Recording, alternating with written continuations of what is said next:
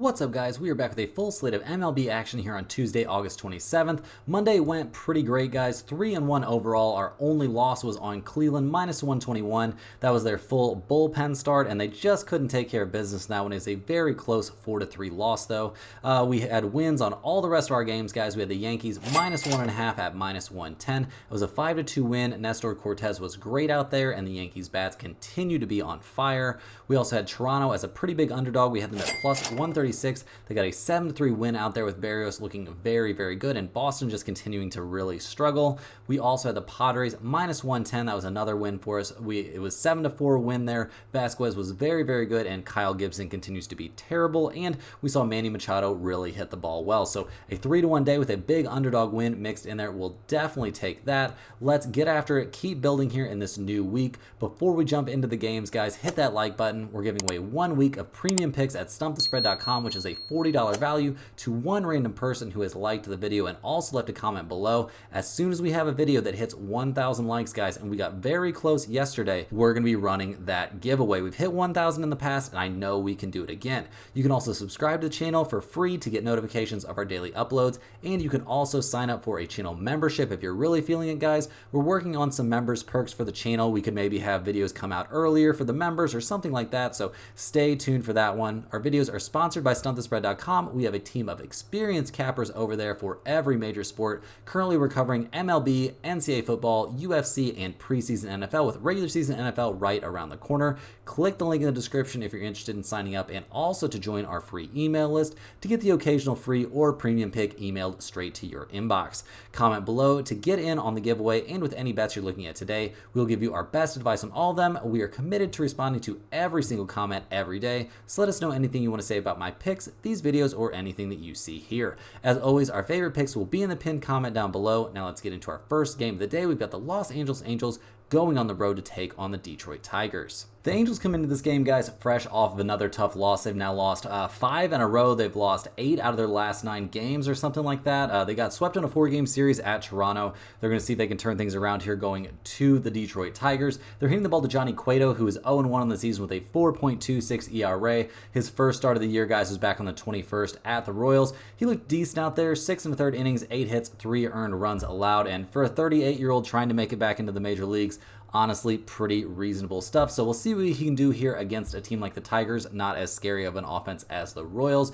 In terms of their bullpen, guys, not super high on the Angels out there in the pen. I mean, maybe not quite as bad recently as they've been over the course of the season, but a 4.18 ERA coming out of the pen. Kind of some bad news there, and this is not a great offense that can carry a struggling pitching staff, guys. They've scored 2, 1, 4, 3, and 0 runs over their last few games. They are 27th in the majors in runs scored, 25th in the majors in batting average. Like, this is just not a very good offense. So we'll see what they can do here against the Tigers, who are currently playing against the White Sox. We actually see the Tigers are down 2-1 there in the top of the 6th inning, but plenty of time to turn that around. The Tigers have actually been playing relatively well coming into this game, although, getting to play a series against the White Sox will definitely help. They're going to be hitting the ball in this one to Brant Herter, who is normally a bullpen guy, but's getting tabbed for the start in this one.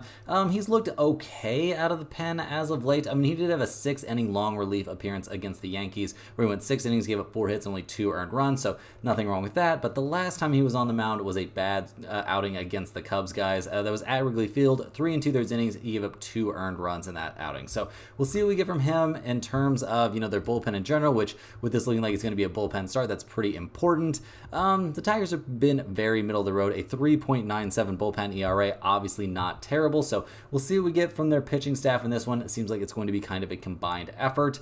The offense has been absolutely cruising along here for the Tigers. 9, 13, 5, 2, and 8 runs over their last few games.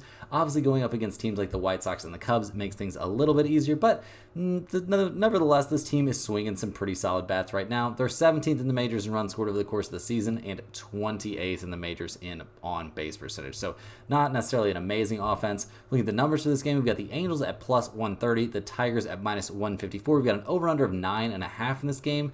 The Angels are 27-37 on the road. Detroit is 39-30 at home, so a pretty good home team. We see really no significant trends towards the over-under here, and with a number all the way up to 9.5, I would lean towards the under, I think. But generally speaking, in this game, guys, I'm going to be siding with the Tigers -154. I think they'd probably find a way to get the job done in this game, but Really, guys, I've got very little interest in this one. Next up, we've got the Chicago Cubs going on the road to take on the Pittsburgh Pirates in an NL Central showdown. The Cubs and Pirates are actually playing right now. They're going into the bottom of the ninth inning with the Cubs up 18-6. So think you can pretty much put that win on the board there for the Cubs.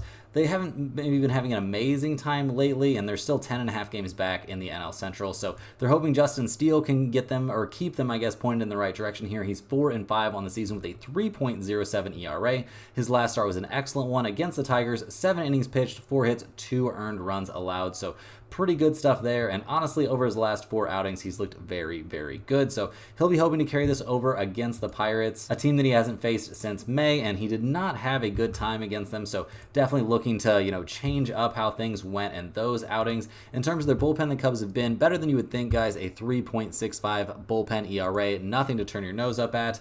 The offense has also been a bit better. Obviously, they're coming off of an insane game where they scored 18 runs, but 18, 2, 14, 6, and 10 over the last few. This team is killing it at the plate right now. Will they be able to stay hot in this situation, though? We're going to have to wait and see, guys, and they might need it here going up against the Pirates, who are obviously coming into this game fresh off of a not very exciting appearance there. Not very exciting game in game 1 of this series, just getting absolutely destroyed. They're hitting the ball to Jared Jones in this one, who is 5-6 on the year with a 3.56 ERA. He's coming off a very good start against the Cardinals and has looked good in, I will say, 4 out of his last 5 outings. He did have that weird start against the Rockies.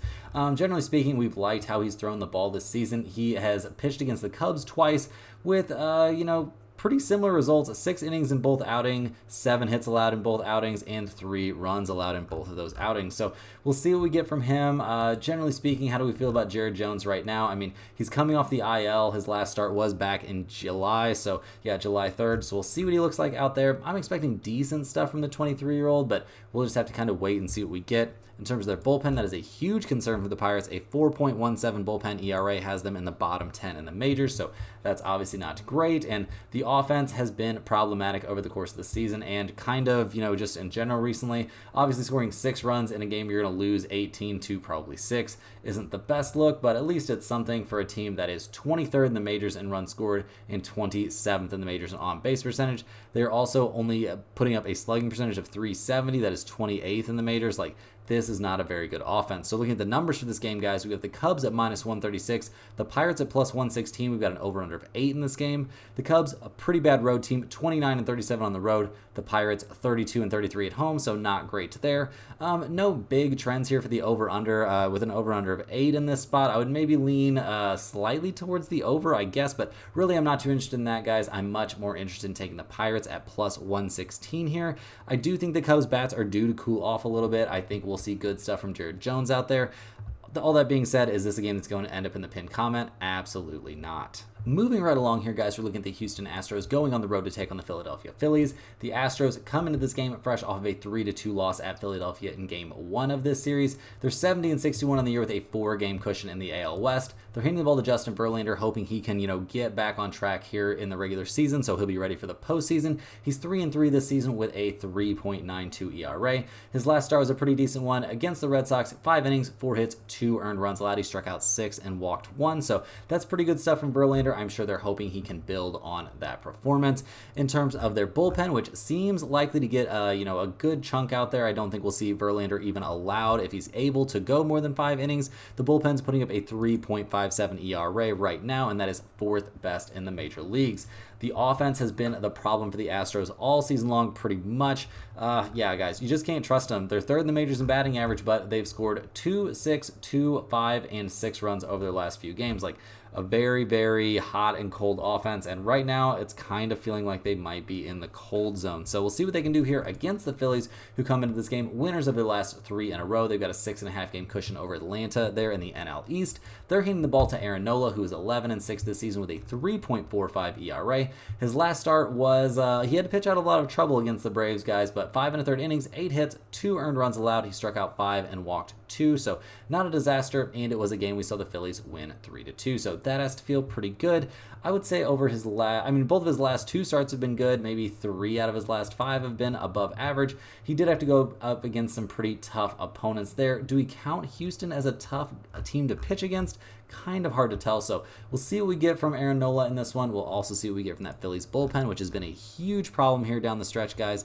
Maybe they're getting just a hair better lately, a 4.04 bullpen ERA, but this is not a bullpen I trust. How much do I trust the Phillies hitters? Well, they're coming off a game where they only scored 3 runs, so that's not ideal, but they've scored 3, 11, and 11 runs over the last few games. So we've seen good stuff from guys like Castellanos. We've seen Schwarber hit the ball well recently. This team is 5th in the majors in runs scored and 5th in the majors in batting average for a reason. This is an absolutely elite offense. So looking at the numbers for this one, guys, we've got the Phillies at minus 145, the Astros at plus 126. We've got over-unders out there of 9 or 8.5. Houston is 33 and 31 on the road. The Phillies are 42 and 22 at home. They are a very good home team. So partially for that reason, partially for the pitching matchup, I might be leaning slightly towards the Phillies minus 145, but with that bullpen, that seems a little sketchy to me. In terms of the over-under, we've got 9s or 8.5s showing out there, and we actually have both teams showing fairly significant trends towards the under in this situation. Houston, 37, 26, and 1 to the under on the road. The Phillies are 32, 29, and 3 to the under at home. We are coming off of a game that was very low scoring, but under 9 might be my bigger lean in this game, but once again, guys, not one that I've got a ton of confidence in. Next on the docket, we're looking at the Kansas City Royals going on the road to take on the Cleveland Guardians. The Royals come into this game looking great, guys. They won their last 2 games that like yesterday, looked very, very good in that doubleheader. They won 9-4 and 4-3. Salvador Perez had a grand slam and drove in 6 runs in that one. Like, they're only 1 game back of Cleveland now in the AL Central. The Royals are hitting the ball in this one to Michael Lorenzen, who is 7-6 this year with a 3.47 ERA. He's coming off an excellent start against the Angels. 7 innings, 4 hits, 0 runs allowed. He struck out 5 and walked 2. Honestly, I would say at least 3 out of his 4 starts since getting traded to the Royals have been very, very good. We'll see what he can do here against Cleveland. He did face them back in May and had a fantastic start, guys. 7 innings, 2 hits, 0 runs allowed in that one. Unfortunately for him, he got 0 run support, but he was lights out. He was wearing a different uniform there. He was with the Texas Rangers then. But yeah, generally speaking, I'm pretty happy with how Lorenzen is looking and with his history against this opponent. In terms of their bullpen, I do have question marks about the Royals, guys. They are 6th worst in the majors, a 4.44 bullpen ERA. Obviously not ideal, but they're coming off a game where they weren't terrible. A couple of games, honestly, where they weren't terrible. So we'll see what they can do here in game 3 of this series. In terms of their offense, obviously the Royals are swinging some pretty hot bats, scoring a total of 13 runs over the first 2 games of this series there in that doubleheader. And with Perez, Bobby Witt Jr., this team is hitting the ball pretty well right now. So we'll see what they can do here in game 3 going up against the Guardians, who obviously have now lost 2 in a row. They are 75 and 57 on the year, only 1 game up on Kansas City in the AL Central. They're giving the ball to Gavin Williams in this game, who is 2-6 this year with a 5.13 ERA. His last start was against the Yankees, 4 1/3 innings, 4 hits, and 3 earned runs. I guess that's not a disaster, but it's also not great. This is a young guy. I question his consistency. He's looked good out there at times, don't get me wrong, but maybe not somebody you want to just be penciling in to start every 5th day. It seems a little sketch to me. A lot is going to be asked of this Cleveland bullpen here. I mean, a 2.72 bullpen ERA is obviously elite. They've been the best bullpen in Major League Baseball this season. Are they really going to be able to hold up here after, 2 back-to-back, after a doubleheader like that? Seems like a pretty big ask to me. We're also not loving what we're seeing from that Cleveland offense, guys. They've been having a rough time. 4-3, 4-13, and 3 runs over their last few games. They lean very heavily on Kwan and Jose Ramirez, and when those guys don't have it going, this offense doesn't have it going. They're 20th in the majors in batting average as a team and 18th in the majors in on-base percentage. So looking at the numbers for this game, we've got the Royals at plus 120. We've got the Guardians at minus 135. We've got over-under showing out there of 9 or 8.5. Kansas City, not the worst road team. Honestly, here down the stretch, they've gotten much better on the road. They're 32 and 30 on the road. Cleveland is 40 and 22 at home, which is pretty impressive. We see mixed trends here towards the over-under. The Royals are a big under team on the road. Cleveland's a big over team at home. I'm not interested in that over-under, guys. I am very interested in the Kansas City Royals and Michael Lorenzen at plus 120. He's got great history here against this Guardians team this season, and he's throwing the ball great right now. The Royals are hitting it great, and they're looking to take over that top spot there in the AL Central. Give me Kansas City in this one. Next up, guys, we're looking at the Oakland A's going on the road to take on the Cincinnati Reds. The A's come into this game fresh off of a 4-3 win there against the Milwaukee Brewers. At 56 and 75 in the year, though, they're not headed anywhere important. They're giving the ball in this this one to Mitch Spence, who's 7-9 on the year with a 4.67 ERA. His last start was a decent one against the Tampa Bay Rays. 7 innings, 7 hits, 4 earned runs, 10 strikeouts. It's not exactly an alert the press type of situation, but the dude kind of kept him in the game. They eventually lost 4-2, so not really his fault there, but he hasn't, been lights out recently. I mean, over his last 2 starts, he's given up 4 and 5 earned runs respectively. He really got shelled there at the Mets, so we'll see what we get from Mitch Spence in this one. We'll also see what we get from that Oakland bullpen that's been much better than I would have expected, guys. They're currently 6th best in the majors with a 3.59 bullpen ERA, so really nothing wrong with that. The question for this team is, when is the offense going to show up? They scored 4, 5, 3, 3, and 2 runs over their last few games. They're 25th in the majors in runs scored, 28th in the majors in batting average. Like, this just is not really an offense that you can trust on a nightly basis. So yeah, we'll see what they can do here against the Reds, who come into this game fresh off of losing 3 out of 4 against the Pirates. Kind of feels like this season is over for Cincinnati. We don't have a confirmed starter for them in this game, and generally speaking, how good has their starting pitching been this year? It has not been fantastic. Their bullpen's been better than you would think, guys. They're right there with Oakland, so if this ends up being a bullpen start for the Reds, I suppose they should have some sort of chance in this one. In terms of their offense, it has not been great recently. 3, 10, 5, 0, and 11 runs over their last few. Very inconsistent. We have seen Elly De La Cruz get a lot better here down the stretch, so that's got to give this team a little bit of hope for the future, but they're 26th in the majors in batting average and 23rd in the majors in on-base percentage. So looking at the numbers for this game, guys, we've got Oakland at plus 122, the Reds at minus 144. We've got an over-under of 9.5 in this one. Oakland's only 23-40 on the road. Cincinnati is 31-34 at home. We've got both teams showing some slight trends towards the under in this spot, and with an over-under of 9.5, that's a pretty big number. I could definitely see myself being on the underside of that one. We're going to have to wait and see who's actually going to be on the mound for the Reds. If this ends up being a full bullpen start for them, I could end up liking Cincinnati quite a bit. But like I said, guys, we just kind of got to wait and see. Next on the docket, guys, we're looking at the New York Yankees going on the road to take on the Washington Nationals.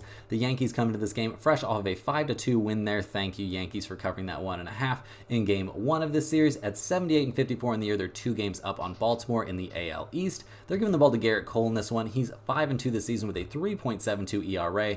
And over his last 3 or 4 starts, guys, really seems like he's rounding into form. His last time out was against the Cleveland Guardians. He had only a single hit and 0 runs over 6 innings of work. In a game, we saw the Yankees win 6-0. Weirdly enough, he did walk 5 and strike out 2 in that game, but regardless, he's looking in pretty good shape. He's given up a grand total of 1 earned run over his last 3 starts, albeit those are starts against Cleveland, Detroit, and the Texas Rangers, but he's going up against the Nationals in this one, guys. Doesn't exactly seem like a terrible spot for him. So expecting good things from Cole. Also expecting good things from that Yankees bullpen. They haven't been as locked down as they were earlier in the season, but they're hovering around top 10 with a 3.67 bullpen ERA. And obviously they're coming off of a game where they weren't terrible, so I don't think we're too worried about that. Watching Aaron Judge on a nightly basis has been pretty freaking bonkers, guys.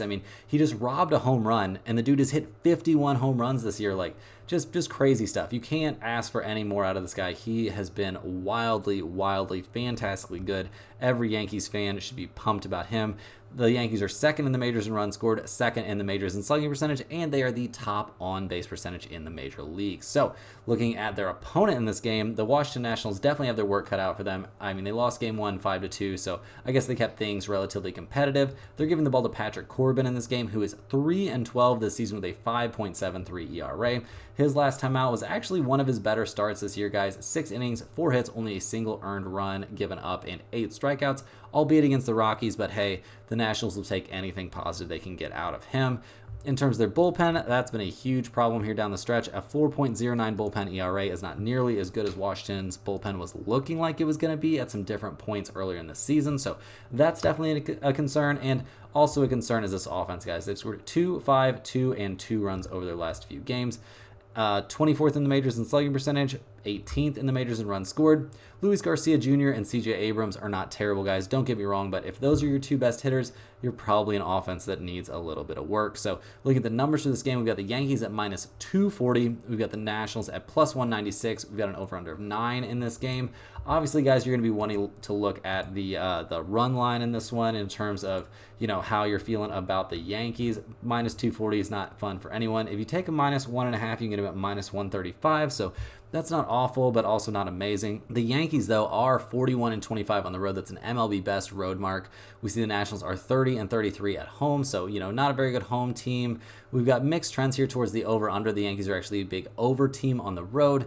With an over-under of 9, though, I'm not too interested in that. To be honest, guys, I'm going to be taking the Yankees minus 1.5 in this spot if it ends up in the pinned comment. It's not a very desirable price, don't get me wrong, but I think it definitely is deserving of consideration given how they're swinging the bats and how good Cole has been looking. Next up, guys, we're looking at the Toronto Blue Jays going on the road to take on the Boston Red Sox. The Blue Jays come into this game fresh off of yet another win. They've actually won 5 straight, and thank you to Toronto for coming through in Game 1 of this series. We had them as significant underdogs, so we will certainly take that.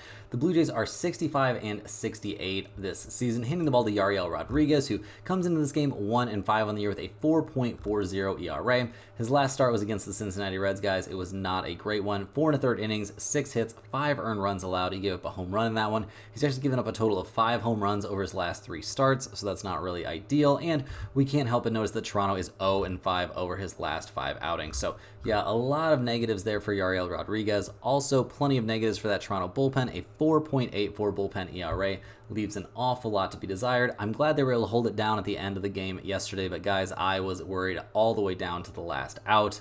In terms of their offense, the Toronto has been figuring it out recently. That's really been the thing that's, made this happen. They've scored 7, 8, 3, 5, and 5 runs over this winning streak. Vladimir Guerrero Jr. doing his thing. We've seen George Springer doing some good stuff. Like, this team is tied for 19th in the majors in runs scored. They're actually 12th in the majors in on-base percentage. Like, not a terrible offense out there, but yeah, the pitching staff, pretty terrible, and the offense not nearly good enough to counterbalance such a terrible, terrible pitching staff. So yeah, looking at their opponent in this game, guys, we've got the Red Sox, who are now on a 4-game skid. They're 67 and 64 on the year, having a rough time out there. They're giving the ball in this one to Cooper Criswell, who's 5-4 this season with a 4.41 ERA. His last start was a decent one, and it was his first start in quite some time after, coming out of the pen for a while. It was at the Houston Astros. He went 4 2/3 innings, gave up 4 hits and only a single earned run. So really his best appearance in quite some time. So we'll see what we get out of Criswell in this one. Not somebody that I necessarily 100% trust. He's going up against the Toronto Blue Jays, which is a team that's swinging the bats well right now. He has not faced them yet this season, though, so we'll see what he can do. We'll also see what that Red Sox bullpen can do. They are right there with the Toronto Blue Jays, guys. They are 4th worst in the major leagues with a 4.46 bullpen ERA. So yeah, not a lot of good stuff to say about them. The offense for the Red Sox has been a big part of the reason for this recent downturn, guys. They've scored 3, 5, 1, and 2 runs over their last few games. They're 6th in the majors in runs scored, 4th in the majors in batting average. They're getting on base at a 327 clip. They're the 3rd best slugging percentage team in the majors. Like, this team needs to get their heads on straight. They need to start, producing more at the plate if they're going to find success this season, because right now things are looking awfully, awfully bleak. So yeah, they've got all the pieces. They just need to start swinging the bats a little bit better. And looking at the numbers for this game, guys, we've got the Blue Jays at plus 124. We've got the Red Sox at minus 146. We've got an over-under of 10 in this game. Toronto, 30 and 35 on the road, not a great road mark. Boston, 29 and 36 at home, not a great home team. We've got mixed trends here towards the over-under, and they're very, very small trends. With a number like 10, and given these starters out there, guys, and how terrible both of these bullpens are, anybody that wanted to take over 10, I would definitely understand.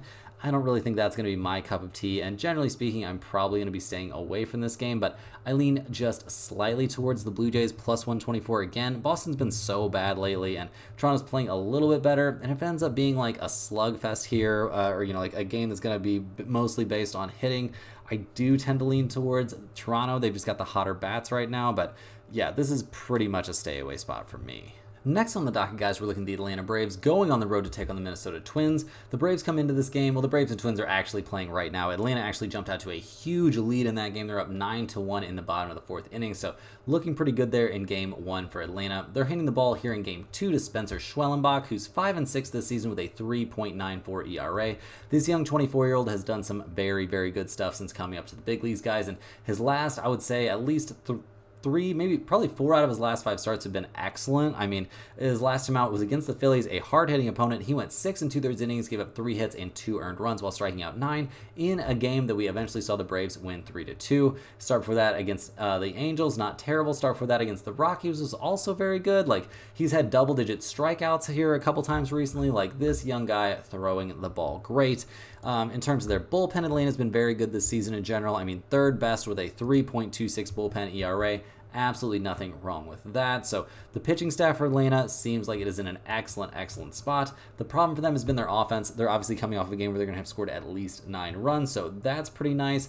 But, there have been some problems, guys. They haven't scored more than 3 or 4 runs recently, except for this one game. And, they need Ozuna to really hit the ball well, generally speaking, for this offense to function. And that's not something that's going to happen all the time. I mean, the dude's having a great season. He's batting over 300 with 37 home runs and 94 RBIs. But, you can't expect a guy to just carry this entire offense. And they're 19th in the majors in runs scored, 17th in the majors, batting 241 as a team. Like, these aren't terrible numbers by any stretch of the imagination. But, yeah, the offense is definitely the weakest link here for the Atlanta Braves. So we'll see what they can do here at the plate against the Twins, who come into this game looking like it's going to be fresh off of a pretty tough game. And they really haven't been having a very good time here down the stretch. They've fallen to 72 and 58 on the year. They're only 2 games back of the Cleveland Guardians in the AL Central. But yeah, it just doesn't feel, it feels like they or Cleveland are really, the 2 teams not playing great right now, and the Royals are just chugging along. So we'll see how things shake out there in the AL Central. The Twins are handing the ball to Simeon Woods Richardson in this game, hoping he can kind of stem the tide.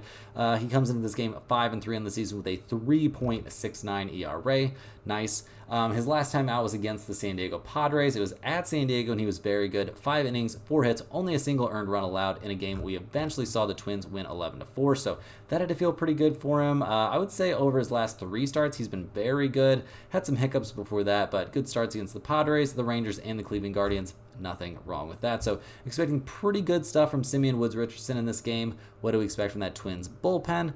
I mean, I would say they've also been pretty good, a little bit above average in the majors with a 3.93 bullpen ERA. So, yeah, we don't hate that. That's not terrible to see. I expect decent stuff from this Twins bullpen, especially against the Atlanta Braves. In terms of their offense, what do we think we're going to see from the Twins? They've been struggling lately, guys. I'm not going to lie. This has been a good offense over the course of the season. Clearly a top 10 offensive squad. But, yeah, they've had some injuries and stuff like that. But right now, it's just feeling like they're not being that effective at the plate. They've only scored 1 run so far in their current game. They scored 2, 6, 1, 11, and 5 over the few games before that. Like, just not a team that's swinging the hottest bats right now. So looking at the numbers for this game, we've got the Braves at -112, the Twins at -104. We've got over/under sitting out there at 8 right now. Atlanta is 34 and 32 on the road. The Twins are actually a great home team at 37 and 26 at home.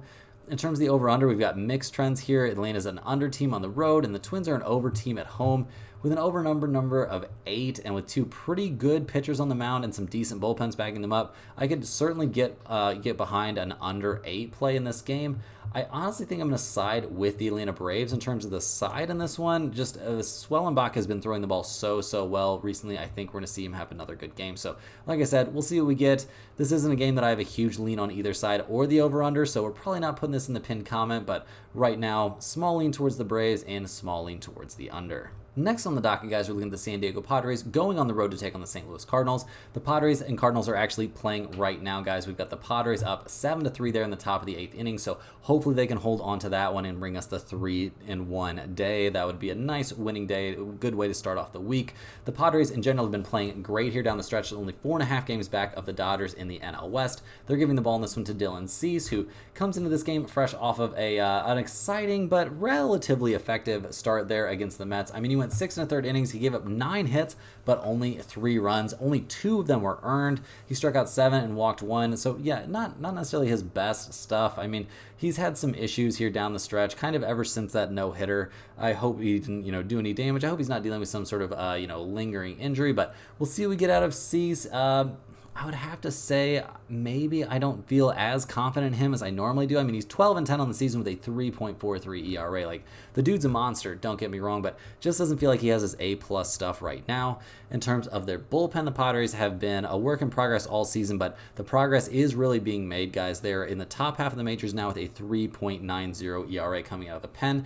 Definitely something they would have loved to have had early in the season. And this offense seems like it's going to get Tatis back at some point next month, but right now they're not having a terrible time. I mean, they've scored 7 runs in their current game, 3 in the game before that. 1, 7, 3, 4, and 7 over their last few. So, maybe not swinging the hottest bats, but going up against a team like the Cardinals, this could be their chance to really get back on track. The Cardinals come into this game obviously needing a big comeback there in the last couple of innings if they want to do well in game 1. They did win 2 out of 3 against the Twins and 2 out of 3 against the Milwaukee Brewers, but you have to wonder if this is a little bit too little too late for the Cardinals, who are 10 games back of the Milwaukee Brewers. They're giving the ball to Miles Mikolas in this game, who's 8-10 on the season with a 5.19 ERA.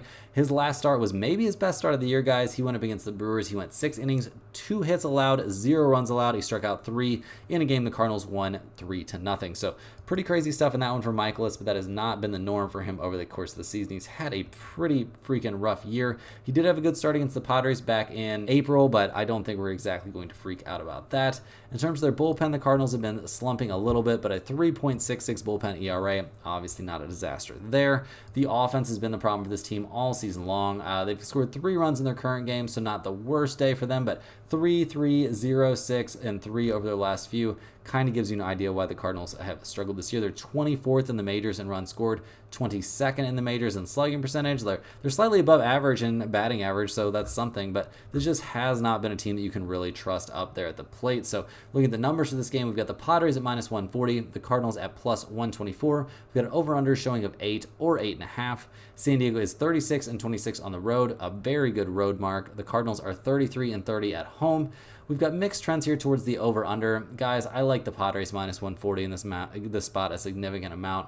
Not loving what I'm seeing from the Cardinals here in game 1. Obviously not in love with what I'm seeing from Mikolas. Although his last start was very, very good, I think that's flash in the pan. I think we'll see him get shelled in this game. So you can honestly look at the Padres -1.5 in this spot. If you take a -1.5, you can get him at +135.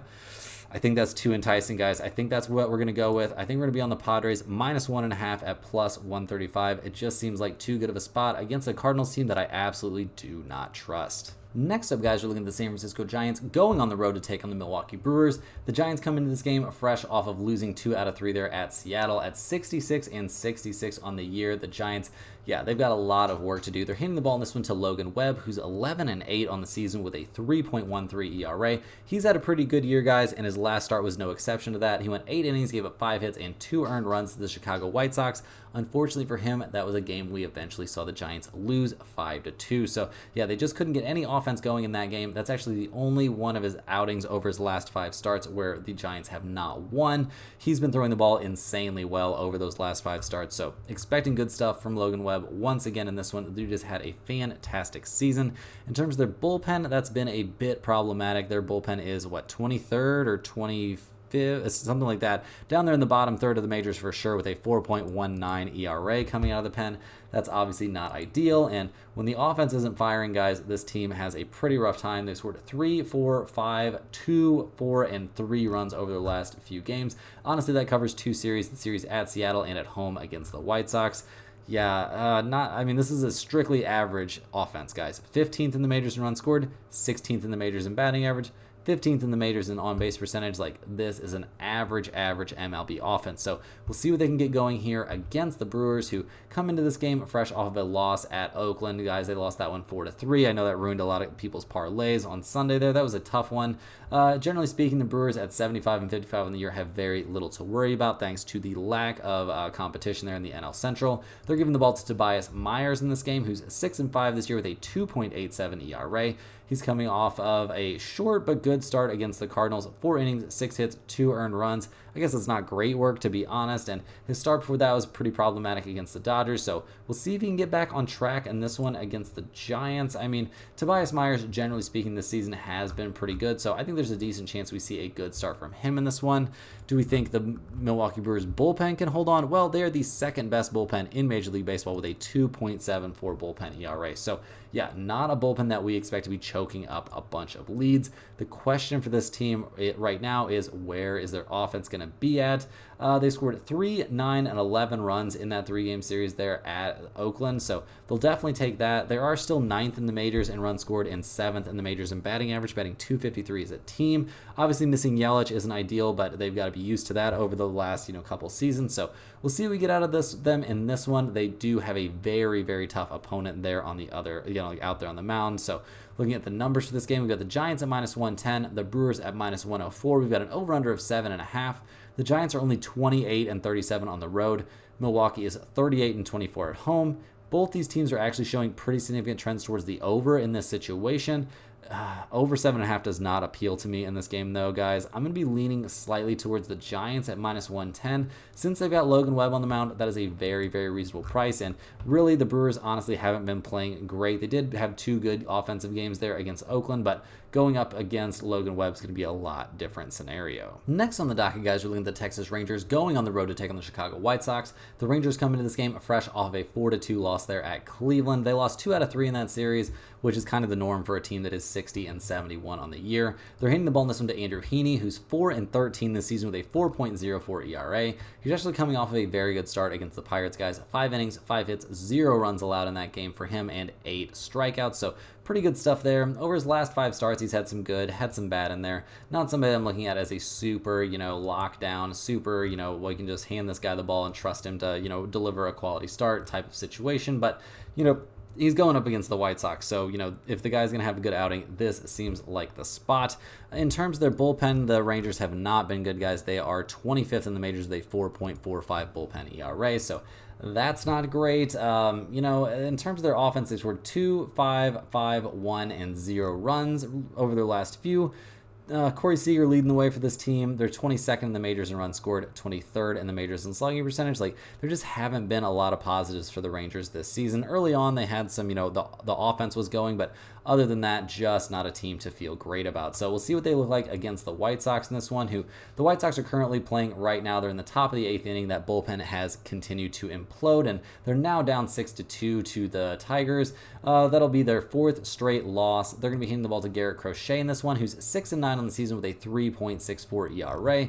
He's coming off of, a decent start, but they're only letting him go 4 innings into games now. Obviously, absolutely no reason to be stretching him out for any reason. So we'll see how long he's out there, and we'll see how effective he is. Honestly, I expect him to be very good over something like 4 innings, but maybe not lockdown. It seems like he's pretty much transitioned into, ready for the season to be over mode. Obviously, the White Sox bullpen is a disaster, a 5.05 bullpen ERA that continues to get worse and worse, and their offense is the worst in the major leagues, guys. They are dead last in runs scored, dead last in on-base percentage, and dead last in slugging percentage. So, like I said, guys, not a lot of positives to find here about the Chicago White Sox. And looking at the numbers for this game, guys, we've got the Rangers at -145, the White Sox at +132. We've got over-under showing out there of 8 or 9. Do I think there's a chance the White Sox win this game? Sure, but I don't know, guys. It seems like a pretty tough proposition to me. The Rangers are only 26-40 on the road. The White Sox are only 18-47 at home, though. We've got mixed trends towards the over-under here, and I'm not really interested in the over-unders out there of 8 or 9. I think we're just going to take the Rangers -145, guys, and live with it. Probably not going into the pinned comment because of that price tag, but generally speaking, I'm very, very unlikely to be betting on the Chicago White Sox to do anything positive here for the rest of the season. Next on the docket, guys, we're looking at the Miami Marlins going on the road to take on the Colorado Rockies. The Marlins and the Rockies are actually playing right now, guys. We've got Miami's actually down 2-3 there in the bottom of the 6th inning. The Marlins are going to be handing the ball to Roddery Munoz in Game 2 of this series. He's 2-7 on the year with a 5.98 ERA.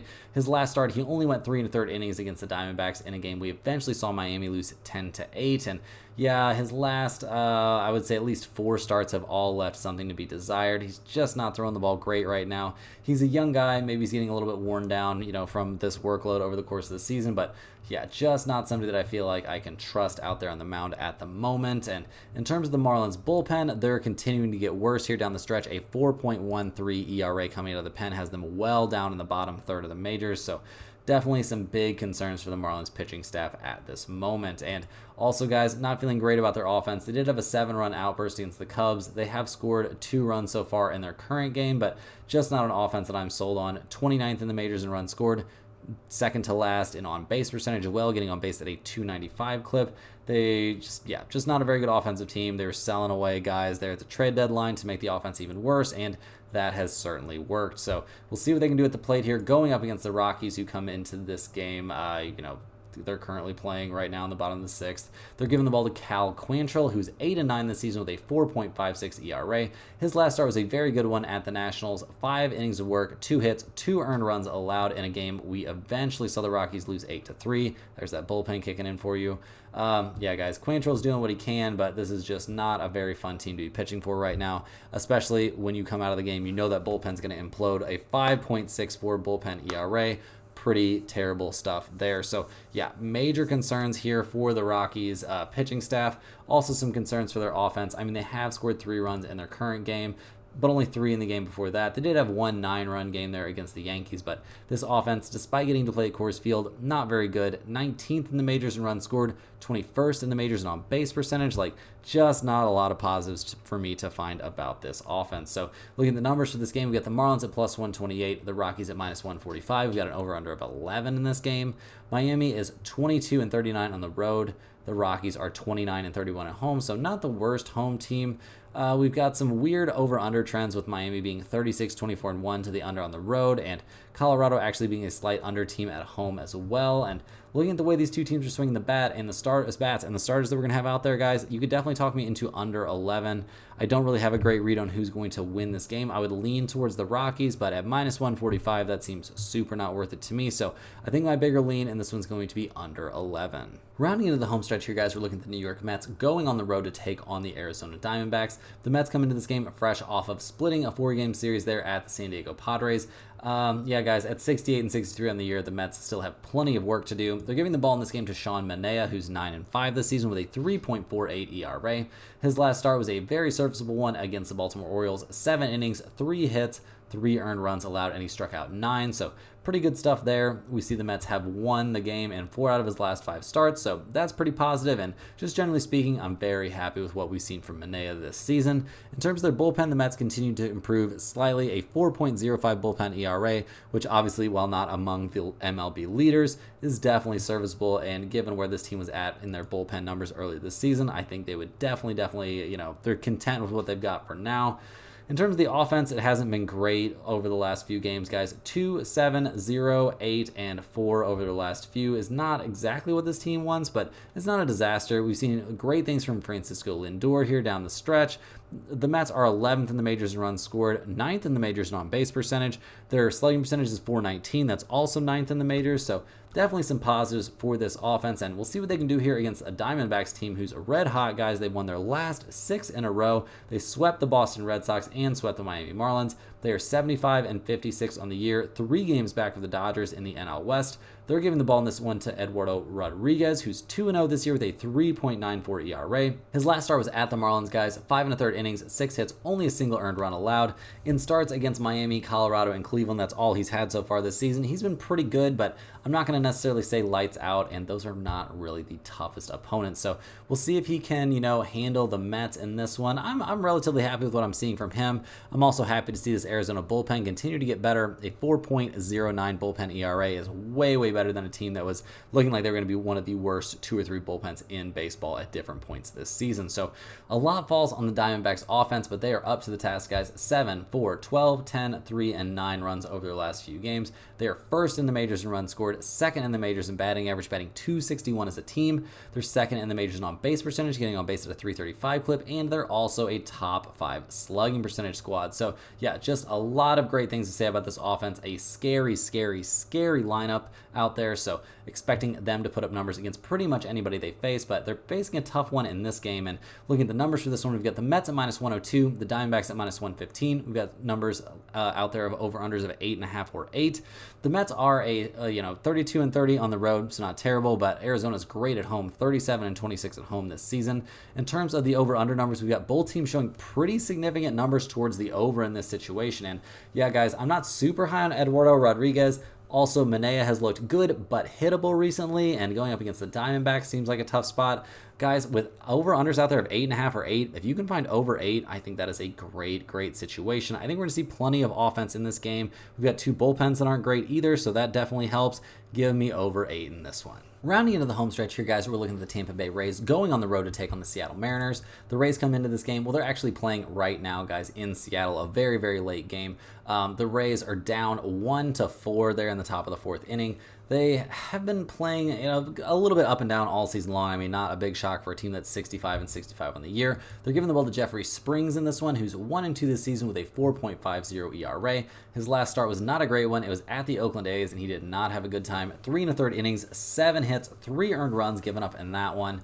His start before that against the Diamondbacks was good, though. Start before that against the Orioles was good. So he's, I would say, in a bounce-back situation for this game. Expecting decent stuff from him and decent stuff from that Rays bullpen that's been way better than I would have expected after how bad they looked early in the season. A 3.78 ERA coming out of the pen. No problem with me there. In terms of their offense, that's where the problems start to pop up, guys. This team is 28th in the majors in runs scored and 27th in the majors in batting average, batting .231 as a team. They're not having the best offensive game so far in this one either, so this could really be a tough series for them here, going up against the Mariners, who come into this one, obviously, hoping they can hold on to that 4-1 lead. They did win 2 out of 3 against the Giants. They've got work to do to catch up to Houston after relinquishing a huge lead there in the AL West. They're giving the ball to Logan Gilbert in this game. He's 7-10 on the season with a 3.21 ERA. His last start was an absolute debacle, guys. He got shelled by the Dodgers. 4 2/3 innings, 7 hits, 8 runs overall. 6 of them were earned. Honestly, his last couple of outings haven't been great. This is a chance for him to bounce back against the Tampa Bay Rays team that's not exactly the toughest up there at the plate. So we'll see what we get from him in this game. We'll also see what we get from that Mariners bullpen, which is right there next to Seattle, a 3.88 bullpen ERA. The question for the Mariners is always, are they going to produce some offense? And they definitely did in their last game. They're 26th in the majors in runs scored and dead last in the majors in batting average, though. So lots and lots of question marks about this offense. So looking at the numbers for this game, we've got the Rays at plus 130, the Mariners at minus 148. We've got over-unders out there of 7 or 6.5. Tampa Bay 31-31 on the road. Seattle 39-27 at home. Guys, with Logan Gilbert on the mound in a bounce-back spot, I don't really trust Jeffrey Springs too much. I'm going to be leaning towards the Mariners minus 148 to get the job done at home. In terms of the over-under, maybe under 7 is in play since both these teams are big under teams in this situation. But really, guys, I just think we're going to see the Mariners win this game. Last but not least, guys, we're looking at the Baltimore Orioles going on the road to take on the LA Dodgers. The Orioles come into this game fresh off of a 6-3 loss in the last game of that 4-game series against Houston, a series they split 2-2. They're 76-56 on the year, 2 games back of the Yankees in the AL East. They're giving the ball to Cole Irvin in this one, who's 5-6, 6-5 on the season with a 4.82 ERA. His last couple of starts have been, his last outing was his first start, against the Mets there, 4 1/3 innings, 5 hits, 2 earned runs. In a game, the Orioles lost 4-3. Doesn't exactly fill me with tons of confidence here, and he's about to be in a pretty tough situation. And if he comes out of the game early, that means a big dose of that Baltimore bullpen, which is in the bottom half of the league with a 4.10 bullpen ERA. So that's not great. And the offense isn't really firing right now, guys, either. 3, 3, 7, 0, and 3 runs over the last few. Not what we're used to seeing from an Orioles team that's 3rd best in the majors in runs scored and 1st in slugging percentage. So, they might have their work cut out for them here against the Dodgers, who come into this game playing pretty great, guys. They've won 6 out of their last 7 games. They're 78-53 on the year. They're handing the ball to Jack Flaherty in this game, who's 10-5 this season with a 3.00 ERA. He's coming off of a good start against the Mariners, 5 2/3 innings, 5 hits, only a single earned run allowed. Yeah, this is a very solid pitcher, guys. He's got great strikeout stuff. Like, we can expect pretty good things from him. I think he's rounding into form here in a Dodgers uniform, and once he comes out of the game, the Dodgers bullpen is also very good, 5th best in the majors with a 3.57 bullpen ERA. So definitely worthwhile there. Guys, in terms of the Dodgers bats, I don't think I need to say too much. They are coming off a game they only scored 3 runs, but yeah, guys, this is one of the best offenses in Major League Baseball. 4th best in runs scored, 10th in batting average, batting .252 as a team. We're seeing Ohtani and Mookie Betts do crazy stuff all the time. Betts definitely looking great since coming back off the IL, and just nothing bad to say about this offense at all. So looking at the numbers for this game, guys, we've got the Orioles at plus 170, the Dodgers at minus 198. We've got over-unders at 8.5 or 9 out there. Baltimore is 37-26 on the road, so not a bad road team, but the Dodgers are 43-22 at home. That's an MLB best mark at home. In terms of the over-under, we see both teams showing trends towards the over, and if you wanted to take a look at over 8.5, that would definitely make sense to me. Baltimore 38-22-3 to the over on the road. They're not swinging the hottest bats right now, though, and the Dodgers are 37-26-2 to the over at home. So, over would make sense, guys, but I'm leaning much more towards the Dodgers to win this game, and if you take the Dodgers to win this one minus 1.5, you can get them all the way up to plus 100 or plus 110. That seems extremely appealing to me. I don't think we're going to see Cole Irvin have a very good time out there, and I'm expecting a lights out start from Flaherty. That's all the games we have for today, guys. Hit that like button for good luck on all of your bets and subscribe to the channel if you're new. Let me know in the comments any questions you have on today's slate. Thanks for watching. You can click the link in the description to check out StumpTheSpread.com, and we'll see you guys tomorrow for more sports betting action.